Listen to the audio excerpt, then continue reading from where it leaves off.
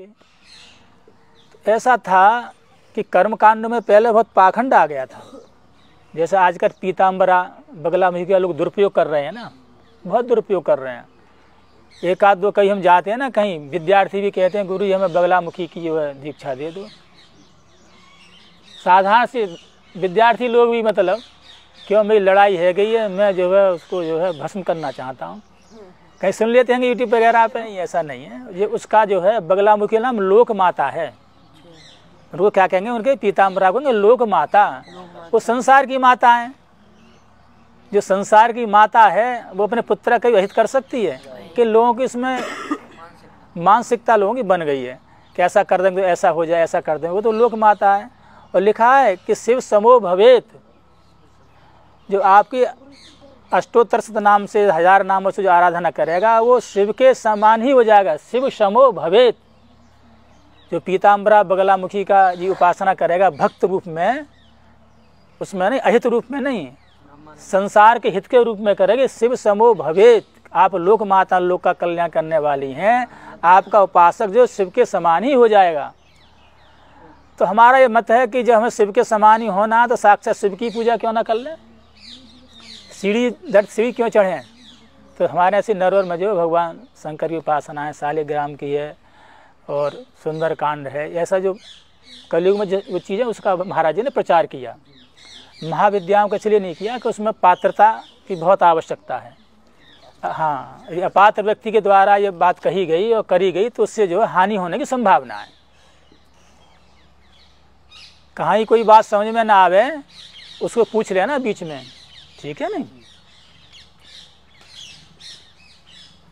तो वो शिव के समान हो जाता है। शिव समो भवेत। तो जो कर्मकांड के द्वारा पाखंड फैला गया, खंड खंड का नाम है पाखंड। कहीं किसी खंड में कुछ दिए, किसी खंड में कुछ, उसका नाम पाखंड बन जाएगा। और वेद का जो दुरुपयोग है वो उसमें ऐसा होता है कि जो है शयन याग कर लो तो ये मर जाएगा, ये कर लो तो ऐसा, जैसा पीताम्बरा का लोग दुरुपयोग कर रहे हैं वैसे ही जो है वेद का दुरुपयोग करने लगे।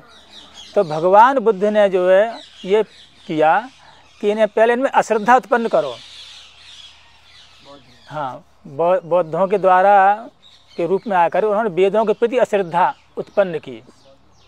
तो वेदों के द्वारा क्या किया, अश्रद्धा, बौद्ध जी ने, भगवान बुद्ध ने अश्रद्धा उत्पन्न की। अश्रद्धा हो जाए करेंगे नहीं, इसके बाद हम धर्म की स्थापना कर देंगे। उनका ही भगवान बुद्ध भी जो है ना भगवान के अवतार हैं। तो ना आकर के पहले कर्मकांड के प्रति वेद के अश्रद्धा उत्पन्न कर दी तो सब क्या हो गए, सब नास्तिक हो गए। इसके बाद में उदयनाचार्य के रूप में, शंकराचार्य जी के रूप अपनी जो विभूतियाँ उन्होंने भेज दी।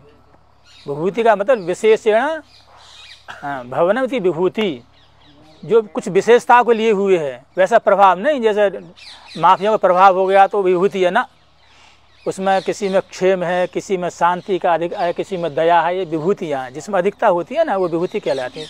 विशेषण भवनवती विभूति बस भगवान ने उतार दी। तो सनातन धर्म की फिर विजय पताका फिर दोबारा हो गई। तो उसमें ये है, ये कुछ लोग शंका करते हैं कि जो वेद है ना, वेद वो तो केवल श्वास प्रश्वास से निकला है, और जो हमारी जो गीता है जो भगवान के साक्षात मुख से निकली है, मुख कमलात विनश्रिता है। तो वेद से अधिक गीता को महत्व होना चाहिए, ऐसे लोगों में शंका होती है।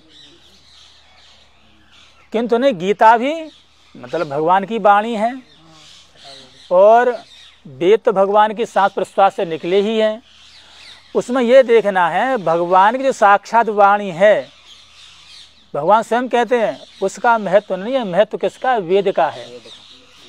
मेरी वाणी के साथ में यदि वेद सम्मिलित है तो वो मेरी वाणी ग्राही है।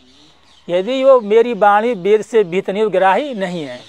तो भगवान बुद्ध की जो वाणी थी, भगवान की थी नहीं वाणी, किंतु वो वेद के विरुद्ध थी, इसलिए भगवान की कही बात भी जो है नहीं मानी गई।